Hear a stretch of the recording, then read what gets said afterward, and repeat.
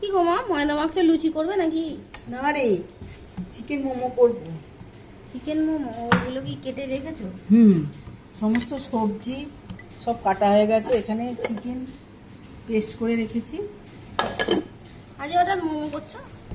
তুই তো রোজই বলছিস মোমো করো মোমো করো, তাই আজকে ভাবলাম সব কিছুই আছে বাড়িতে, তাই একটু মোমো বানিয়ে ফেলি।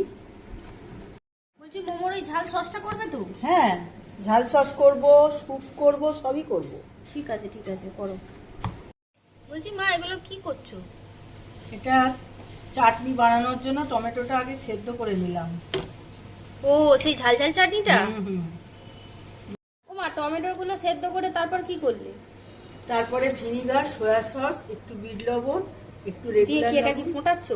অল্প একটু কষিয়ে নিলাম, ব্যাস হয়ে গেল চটপটা চাটনি মোমো। এটাই আসল বলো মোমোর জন্য? এইটা না হলে মোমো জমবেই না। রেডি হয়ে গেছে একদম। রেডি হয়ে গেল? হ্যাঁ, একদম রেডি। দেখ কত সুন্দর চিকেন স্যুপ করেছি। এটা এবার খালি মোমোটা করে ফেললেই হয়ে যাবে, তাই তো? মোমো দিয়েও খেতে পারবি, ঠিক আছে এমনিও ঠিক আছে, খেতে তুমি পারবি। তাড়াতাড়ি মোমোটা রেডি করো। এমনিও খেতে পারবি, একটু খাবি। এই দেখ রেডি হয়ে গেছে চিকেন মোমো। দেখ না একটু খেয়ে।